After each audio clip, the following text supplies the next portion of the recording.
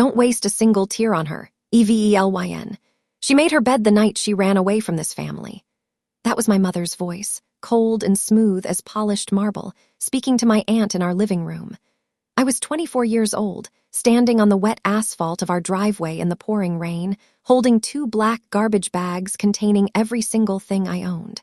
The front door was locked. The heavy brass deadbolt had turned with a final, echoing click, and through the glass sidelight, I could see my father walking back toward the kitchen without looking behind him. My sister Chloe stood at the top of the stairs, peering through the banister, holding her brand-new digital camera.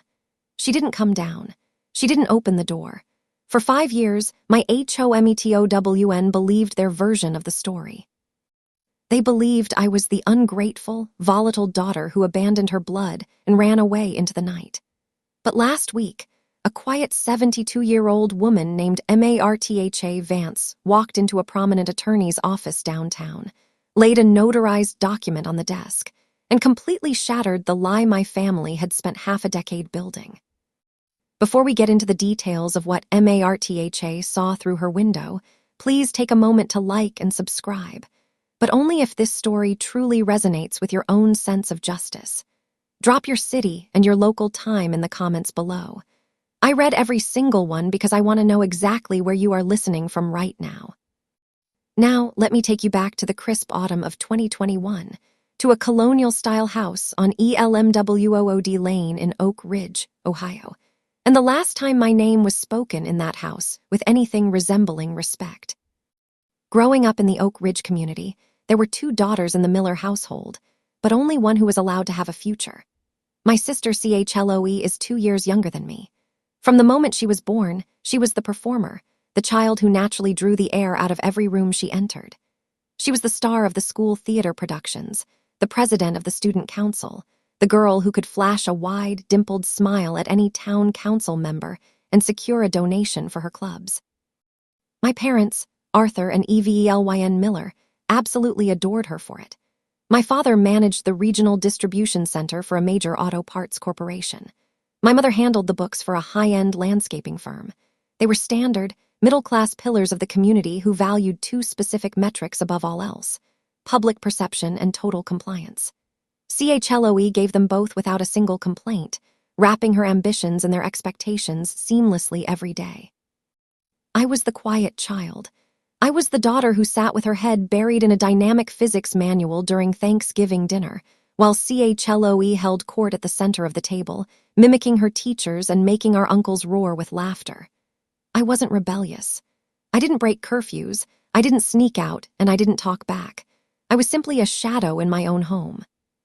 There is a profound structural difference between being forgotten by your family and never being truly looked at in the first place.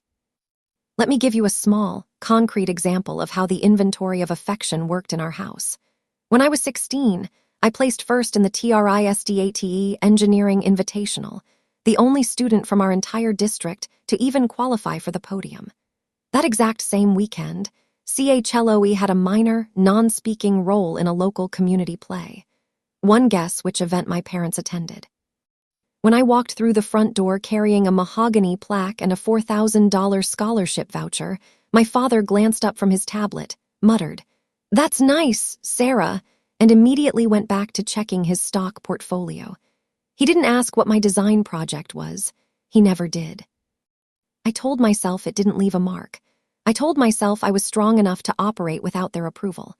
I funneled every ounce of my frustration into my academics, my advanced placement courses, and my university applications. I figured if I couldn't be the daughter they noticed because of charm, I would become the daughter they couldn't ignore because of sheer accomplishment. And for one brief, blinding moment, I actually believed I had succeeded. The day the official acceptance letter arrived from the Massachusetts Institute of Technology, something fundamental shifted in our household dynamics. For the first time in 22 years, my father looked across the breakfast table, really looked at me, and spoke words I had spent a lifetime waiting to hear. But I will get to that shortly. First, you need to understand exactly what Chloe did the moment she realized the family spotlight was drifting away from her side of the room. The MIT letter arrived on a clear Tuesday morning in April of 2021. I remember the exact date because Chloe was home for a long weekend from her freshman year at a state college nearby, where she was majoring in communications. Her grades were fine, her social life was massive, but fine was always Chloe quotes intellectual ceiling, even if my mother refused to admit it. My father read the embossed letterhead at the kitchen table, his eyebrows creeping up toward his hairline. "The engineering department," he said slowly, parsing the words as if he were trying to calculate their value on an invoice. "This is a full tuition fellowship, Sarah. They're paying for your master's track." Then he looked at me with a strange, unfamiliar expression. "Maybe you'll actually put our name on something substantial after all." It wasn't a real compliment, not explicitly, but it was the closest thing to validation I had ever received from Arthur Miller, and I held onto those words like an oxygen line in a collapsed mine. My mother immediately called her sister, then her neighbor, then the pastor's wife. "Sarah received a full fellowship to MIT, she repeated, her voice hitting a sharp, performative pitch I had never heard before. It was pride, genuine, public pride, but it wasn't directed at me as a person. It was directed at the prestige I was suddenly bringing to their household name. During dinner that evening, I glanced across the table at Chloe. She was smiling, but it was a calculated layout that stopped precisely at the edges of her lips. Her eyes were completely dark, measuring the distance, weighing the threat, and recalibrating her position. I know that now. At the time, I foolishly thought she was just tired from her exams. Over the next 3 months, Chloe began calling me constantly from her dorm, 2, 3 times a week. She asked about my packing timeline, my research focus, my funding structure, and my housing logistics. She remembered every single name I dropped, every professor I mentioned, and every minor anxiety I voiced about moving to Cambridge. I genuinely believed my sister was finally seeing me as an equal. I thought my academic success had unlocked some hidden well of sibling connection that we had missed during childhood. In reality, I was feeding her weapons system. Every detail, every name, every single vulnerability I exposed was being neatly archived by my sister, and I handed it all over with a grateful, trusting smile. The collapse occurred during the winter break of my first year at MIT. It was December of 2021. My roommate and closest friend in Cambridge was a brilliant young woman named Clara Vance. Clara was a foster system graduate with no living family, and she was the sole reason I survived the brutal, sleepless intensity of our first semester.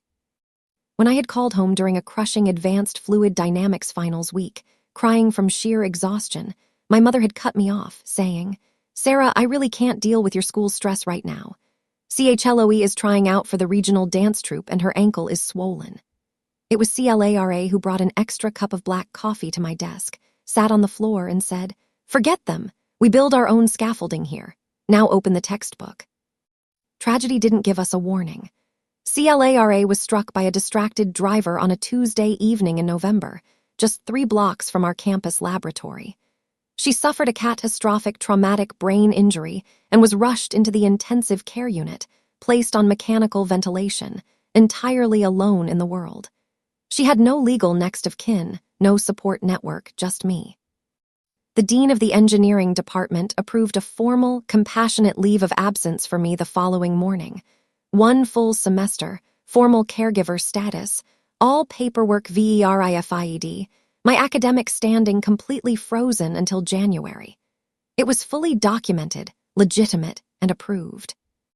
I moved into a vinyl chair in Clara Quotes' hospital room, managing her clinical updates, holding her hand at 3 o'clock in the morning when the monitors would alarm, and tracking her slow, agonizing neurological responses. I called Chloe to explain why I wouldn't be arriving home for the traditional holiday dinner on time. I don't know why I still trusted her. Maybe because the human mind clings to the illusion of family when the rest of the world is spinning out of control. I told her about Clara's accident, the official leave of absence, and my plan to return to Cambridge in the spring once the rehabilitation facility took over her care. Chloe's voice on the line was thick, sweet syrup. "Oh my God, Sarah, that is absolutely horrifying. Take all the time you need. Don't worry about Mom and Dad. I won't say a word to stress them out during the holidays. I know how fragile Dad's blood pressure has been." 3 days later, she executed her strike. The phone call from my father came at 11:42 p.m. on a Thursday night. I was sitting under the harsh fluorescent lights of the ICU, the rhythmic hiss of Clara's ventilator filling the room. My phone illuminated the dark corner of the cubicle. "Arthur," I answered, my voice hoarse from lack of sleep. "Your sister told us everything, Sarah." His voice wasn't angry. It was flat, dry, arctic. The dropping out, the drug abuse charges, the boyfriends, all of it. I stood up so fast the plastic chair screeched against the floor. "Dad, what are you talking about? That's a complete lie. Clara was in an accident." "Don't lie to me to cover up your failure," he roared, his corporate authority fracturing into pure disgust. "Chloe showed us the messages, Sarah. She showed us the screenshots from your classmates. She showed us the official withdrawal notification from the registrar." "What screenshots? What notification?" My hands began to shake violently. I pressed my palm against the glass partition to steady my knees. "Dad, I am sitting in an intensive care unit right now. I have a legal leave of absence form in my bag. I can email it to you right now. I can give you the dean's personal cell number." "Enough," my mother's voice intercepted the line, trembling with a mixture of rage and profound social embarrassment. "How could you lie to this family for a year? We told the entire neighborhood you were on a fellowship track. The pastor asked about you on Sunday, Sarah. Do you have any idea what this does to our standing in this town?" "Mom, please listen to me," I begged, the tears finally spilling over my eyelids, hot and furious. "Chloe is lying to you. I can prove it. Let me send you the PDFs. Do not call this house again until you are ready to face reality and tell the truth," my father cut in, his voice freezing over completely. "We have worked too hard for our position to let an unstable, deceitful child drag our name through the mud. You have made your choices." The line went completely dead. I sat on the cold linoleum floor of that hospital corridor for 28 minutes, my phone clutched in my fist. The screen displayed the call duration, 3 minutes and 14 seconds. That was exactly how long it took my biological parents to erase my existence based on a ghost story invented by my sister. Precisely 20 minutes later, a text message arrived from Chloe's number. "I'm so sorry, Sarah. I had to tell them the truth. I couldn't keep your drug secret anymore." She wasn't sorry. She had just completed the most precise, devastating character assassination of her life, and she had signed it with a broken heart emoji. I was 800 miles from Oak Ridge, Ohio. I had $74 left in my checking account after paying for Clara's medical incidentals, and I had just become completely, legally, and practically invisible to the family that raised me. I tried. I need you to understand the absolute weight of that sentence. I tried everything a human being could possibly do from 800 miles away, with no financial safety net and a dying friend counting on me in the next room. Over the next 7 days, I called my parents 24 times. The first 5 attempts went straight to a ringing voicemail. By the 6th call, my father's number was completely blocked. My mother blocked my cell line 2 days later. I sent 3 separate emails. The first was short and frantic. The second was an exhaustive, line-by-line breakdown of my actual timeline at MIT.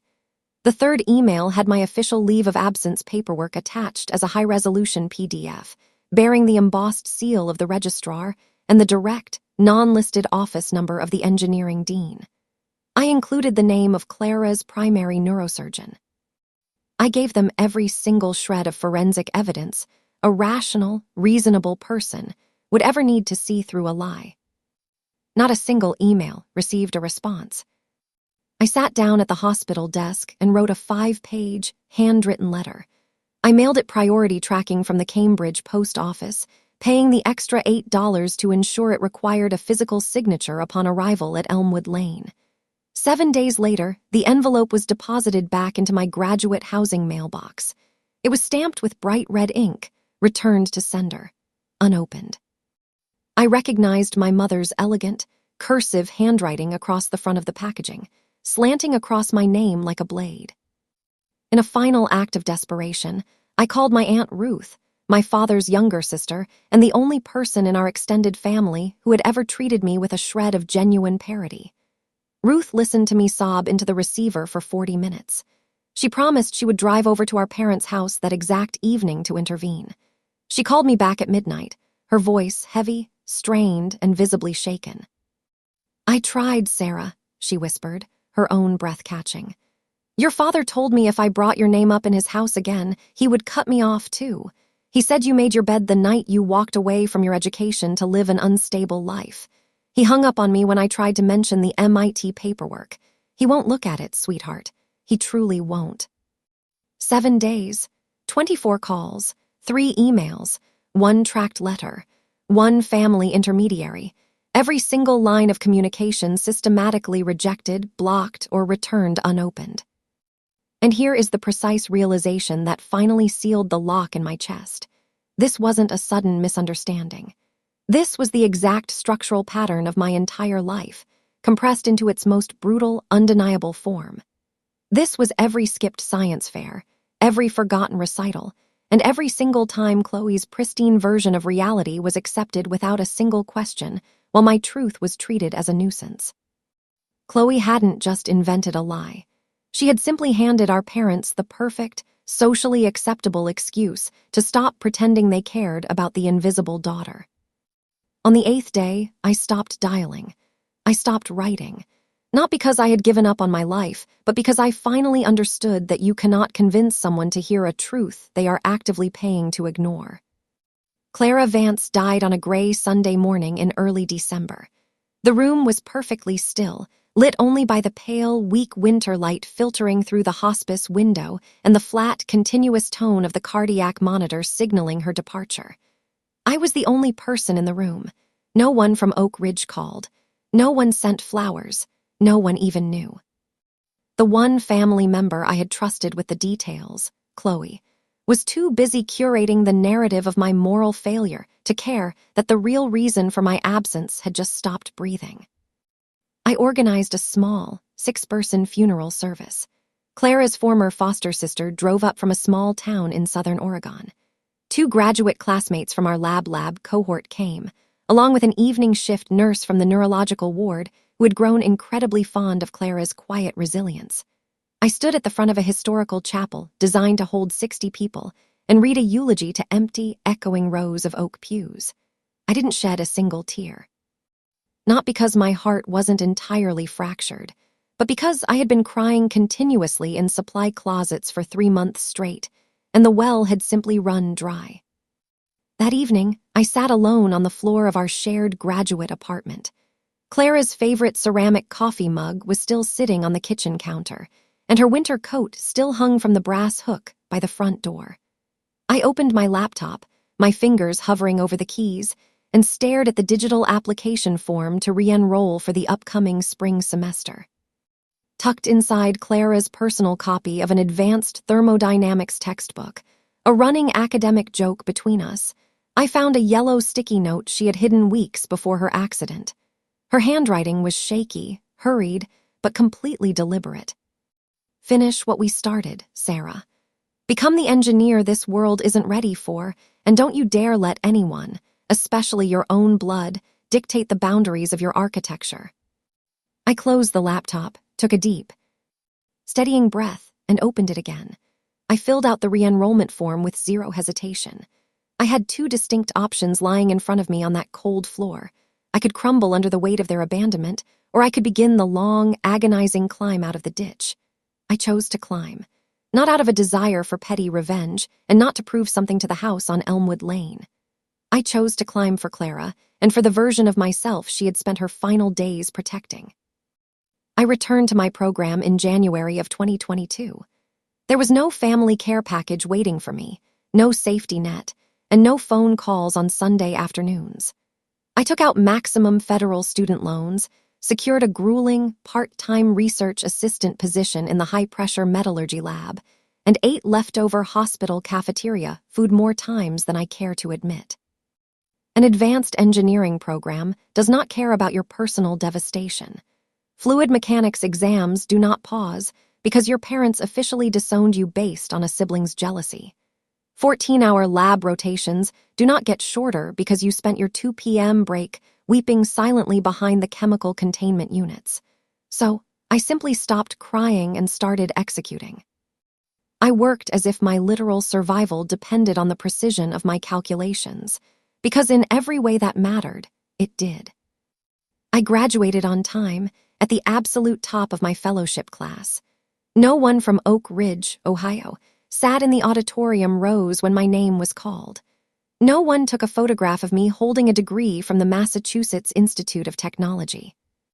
Instead, I packed my single suitcase, moved back to the East Coast, and accepted a highly competitive, high-stakes position as a senior structural materials engineer at Vanguard Infrastructure Corp., a major firm located right back in Ohio, just 2 hours east of my hometown. I buried myself in my work, building a reputation for absolute composure under crisis and unyielding professional precision. It was during my second year at Vanguard that I met David Caldwell. David was a brilliant civil rights attorney who managed pro bono advocacy cases for displaced families near our corporate project sites. He had calm, deep-set gray eyes and a dry, grounded humor that didn't space out under pressure. He was the first human being I ever shared the entire, unedited truth of my family's betrayal with. He didn't flinch, he didn't offer hollow pity, and he didn't try to draft a magical reconciliation plan. He simply listened to the facts, took a slow sip of his coffee, looked directly into my eyes, and said 4 words. "You deserved an architect." That was the exact moment the final lock on my past broke open.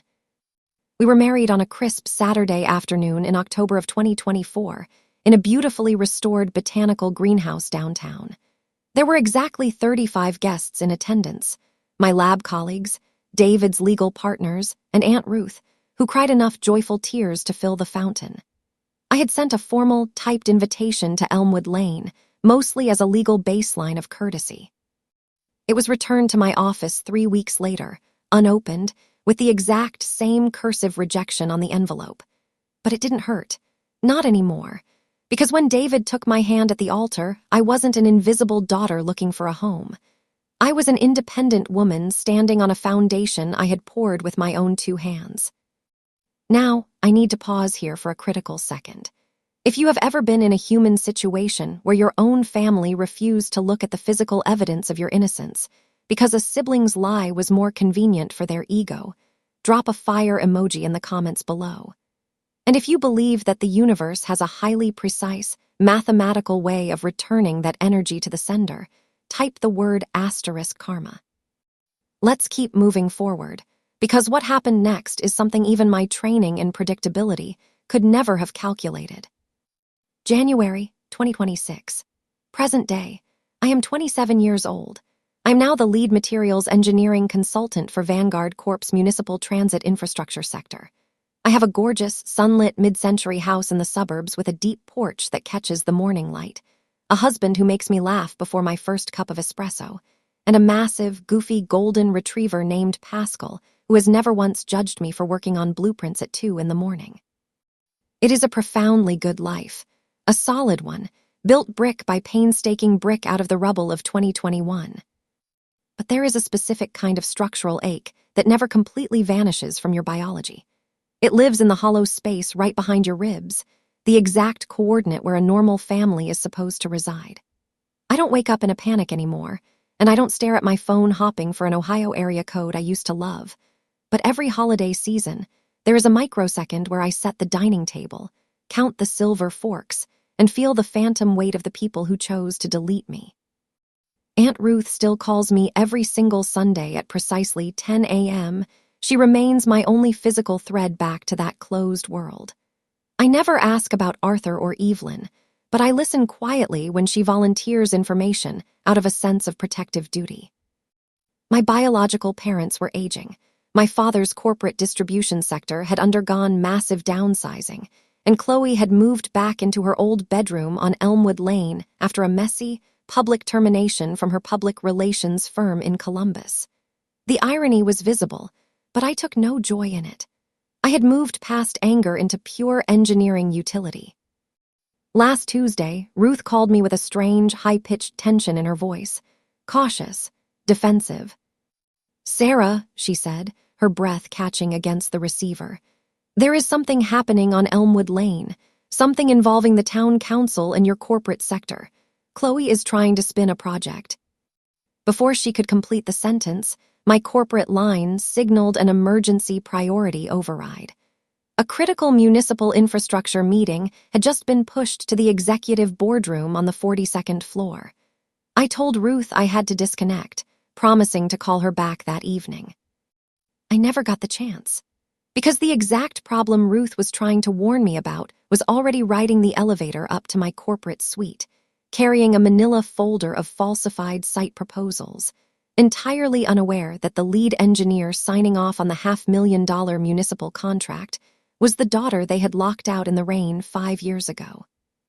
Let me back up the calculation, because what Chloe had executed in 2021 wasn't a single, isolated lie born out of panic. It was a prolonged, multi-year campaign of social maintenance. Ruth had been quietly tracking the details for half a decade, filing them away like blueprints for a structural collapse. To keep her position as the pristine, loyal daughter who stayed behind to comfort her grieving parents, Chloe had spent 5 years adding fraudulent updates to my story. At every backyard barbecue, every town council meeting, and every Sunday church service, she performed the role of the heartbroken younger sister with absolute dedication. "We don't really talk about Sarah," she would tell our childhood neighbors, lowering her voice to a theatrical, tragic whisper. "It's just too devastating for Mom and Dad. The lifestyle choices she made in Boston, the legal trouble. We just pray she finds her way back to reality someday." She didn't stop at vague rumors. She fabricated entire events. She told our elderly grandmother before she passed that I had sold my childhood telescope for quick cash. She told our family doctor that she had personally received a call from a rehab facility in Massachusetts begging for emergency funding. She completely inverted the geometry of our relationship. She made our parents' silence look like justified grief, and she transformed her own calculated malice into proof of her loyalty. She wasn't protecting Arthur and Evelyn. She was actively protecting her monopoly on their estate. But Chloe's architecture had one critical structural flaw. It required me to remain 800 miles away, invisible, and completely silent. She had never calculated what would happen if the city of Oak Ridge put out a massive, public municipal contract for a structural overhaul of the historic downtown bridge system, and Vanguard Infrastructure Corp. Sent their lead structural materials engineer to verify the site parameters. The meeting was scheduled for Thursday morning at 10:00 a.m. The corporate boardroom was a stunning space of polished walnut, floor-to-ceiling glass, and Italian marble accents designed to project absolute institutional authority. I arrived at 9:45, wearing a tailored navy blazer, my hair pulled back into a precise, professional knot, and my Vanguard executive badge hanging firmly at chest level. Printed in clean, bold block lettering that anyone could read from 10 feet away was my full legal name: Sarah Miller Caldwell, lead structural engineer. The door clicked open, and the Oak Ridge municipal delegation walked into the room. Leading the group was the town's project liaison, a man named Councilman Vance. Behind him, carrying a stack of glossy promotional binders and wearing an expensive pastel dress that screamed desperation, was my sister, Chloe Miller. She had managed to get herself hired as an independent public relations consultant for the town's downtown revitalization committee, and this contract was her firm's single chance at financial solvency. My biological parents, Arthur and Evelyn, were walking right behind her, invited as legacy property owners whose downtown storefront would be directly impacted by the bridge engineering parameters.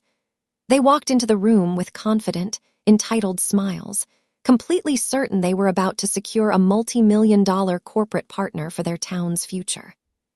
Chloe stepped toward the walnut table, her practiced, dimpled smile locked into place, her promotional binders raised. "Good morning, everyone. We are so incredibly thrilled to present the Oak Ridge Legacy Project to Vanguard's engineering lead." She stopped dead mid-sentence. Her gaze dropped to my executive badge. Then her eyes snapped up to my face. Then they fell back to the clean, bold lettering of my name. I watched the absolute recognition hit her like a kinetic impact. The dimpled smile didn't just fade. It disintegrated in real time, leaving her jaw hanging slightly open, her fingers tightening around the edge of her promotional binder until the glossy paper buckled with a loud, distinct crinkle. A half-second later, my mother's eyes found my face. Her lips parted, but no air came out. Her right hand shot sideways, catching my father's forearm with such immediate raw force that her acrylic nails dug straight through his wool suit jacket. 5 seconds of absolute, suffocating silence filled the executive suite. 5 years of a perfect, load-bearing lie began to crack down the exact center under the bright corporate lights. I didn't blink. I didn't cry.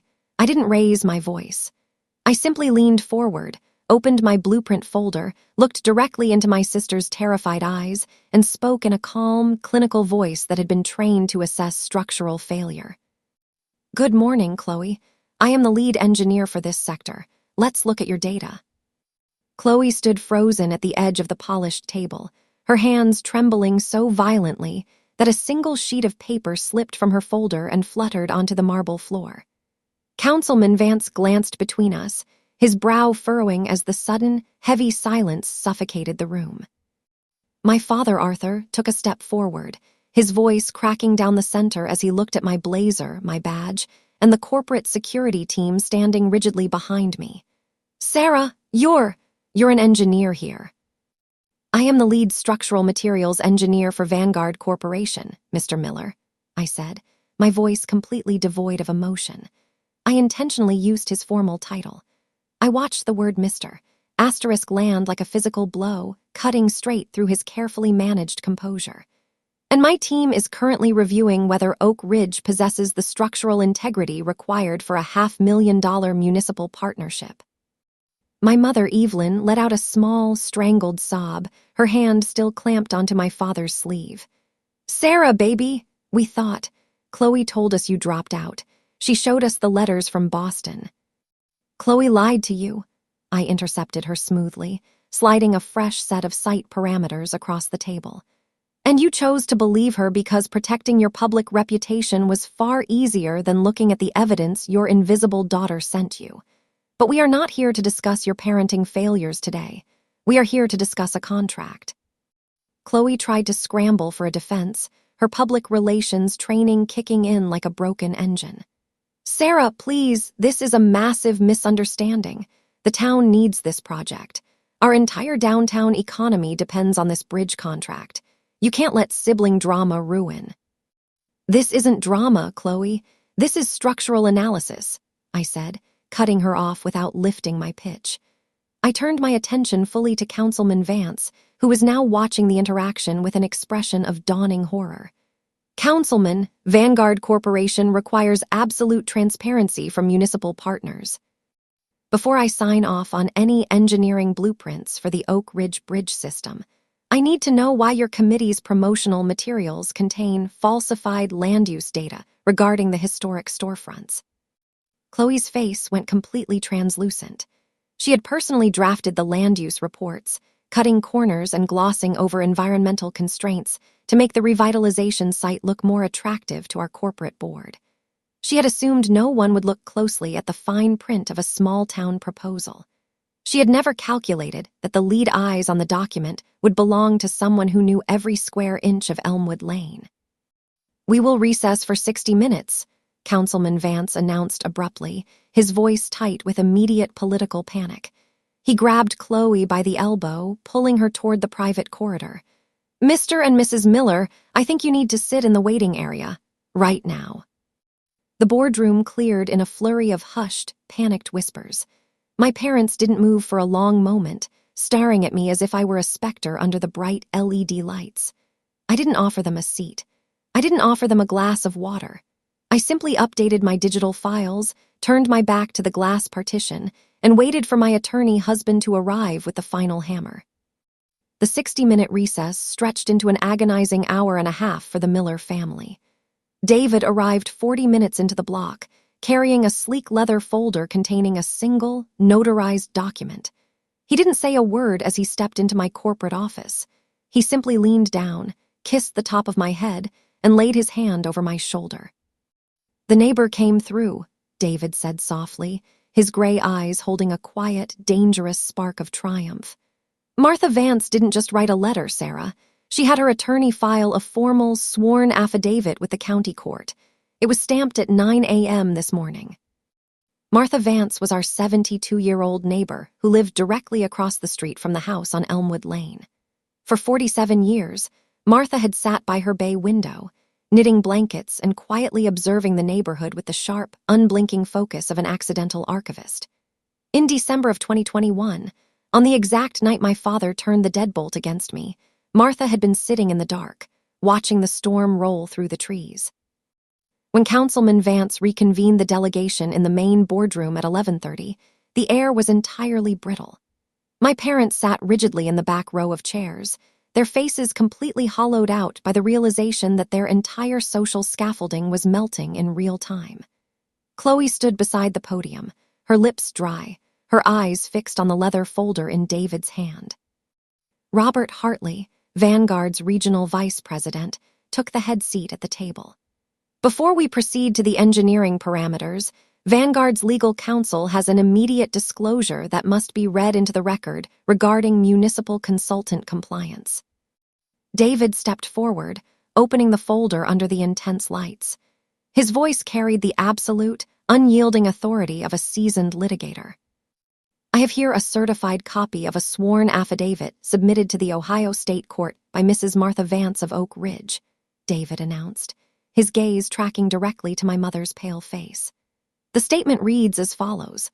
On the night of December 14, 2021, during a severe winter storm, I observed from my front window as Arthur and Evelyn Miller placed 2 black garbage bags containing their daughter Sarah's belongings onto the front porch. I watched as Sarah Miller arrived home, discovered her bags, and attempted to open the front door. I explicitly saw Arthur Miller lock the heavy brass deadbolt from the inside and turn off the porch light, leaving a 22-year-old girl standing barefoot in the freezing rain for 45 minutes before she began walking down the county highway alone. A sharp, violent gasp erupted from my mother's throat. She covered her mouth with both hands, her shoulders buckling as the literal, physical record of her cruelty was read aloud in front of her town council and her daughter's corporate vice president. The affidavit continues, David said, his voice dropping into a lower, freezing register. Over the next 4 years, I personally witnessed Chloe Miller repeatedly assure neighbors at community meetings that Sarah had dropped out of university due to instability and run away from home. I am submitting this statement under penalty of perjury because I know the truth, and I will not watch this family profit from a lie while the daughter they discarded builds the very bridges this town needs to survive. The boardroom was entirely silent. The only sound was the continuous, mechanical hum of the HVAC system and the quiet, desperate weeping of my sister Chloe, who had completely run out of rooms to hide in. Her perfect public relations persona lay in absolute, shattered pieces on the corporate linoleum, and no amount of dimpled charm or clever reframing was ever going to put it back together. Councilman Vance stood up slowly, his face a deep, mottled red. He didn't look at Chloe. He didn't look at my parents. He looked straight at Vanguard's vice president. The town of Oak Ridge immediately terminates its relationship with Chloe Miller's public relations firm, Vance said, his voice shaking with political self-preservation. We had absolutely no knowledge of these domestic fabrications. We will resubmit our engineering proposal using a completely independent municipal oversight committee, effective immediately. I stood up from my chair, my spine perfectly straight, my hands resting calmly on my blueprint folder.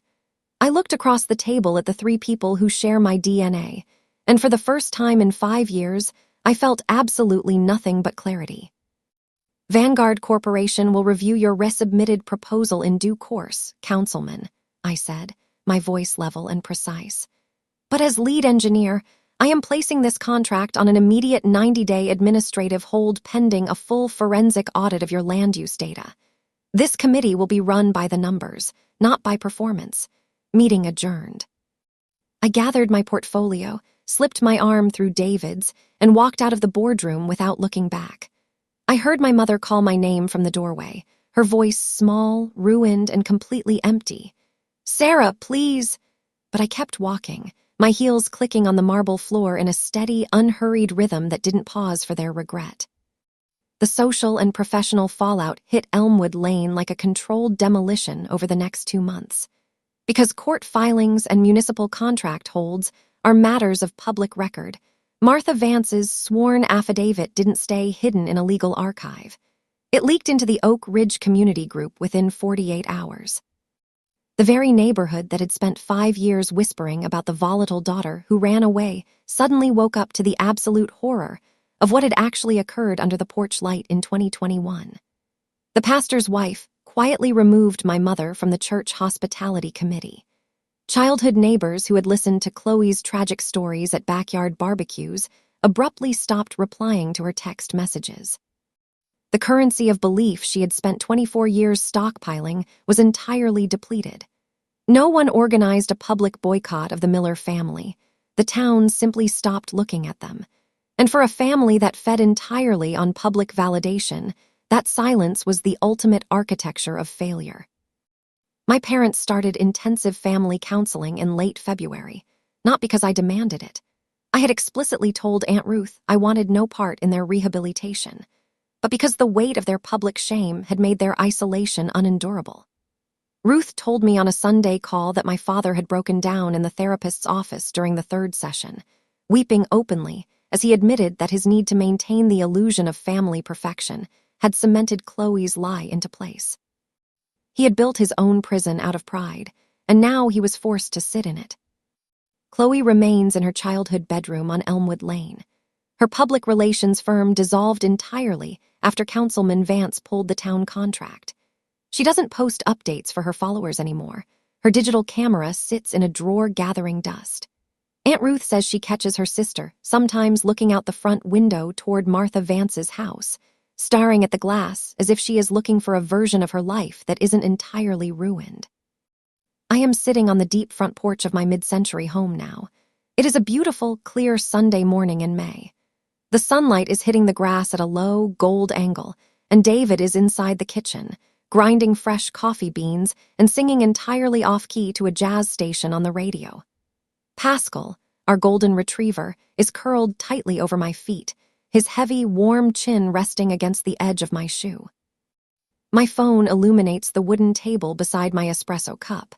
A notification pops up from an unlinked email address. It is a message from my father, sent at 3 a.m. "Sarah, I don't expect you to reply. I don't even expect you to forgive us. But I need you to know that I looked at the MIT paperwork you sent in 2021. I found the emails in my archive yesterday. I am so incredibly sorry. We are going to counseling every week. We want to make this right if you ever give us the chance." I read the 3 paragraphs slowly. I don't cry. I don't feel a surge of anger, and I don't feel a need to hit reply with a cutting response. I simply fold the phone face down onto the cedar table, take a slow sip of my coffee, and listen to the birds in the maple tree. I hear them and I believe they are sorry. But an apology is just text on a screen. It is a starting point, not a load-bearing structure. Boundaries aren't built out of anger. They are built out of self-worth. I am not the broken 22-year-old girl who stood in the rain begging for a deadbolt to turn. I am an architect of my own life, and I control the door. I decide when it opens, I decide how wide, and I decide exactly who gets to walk through the frame. That isn't revenge. That is architecture.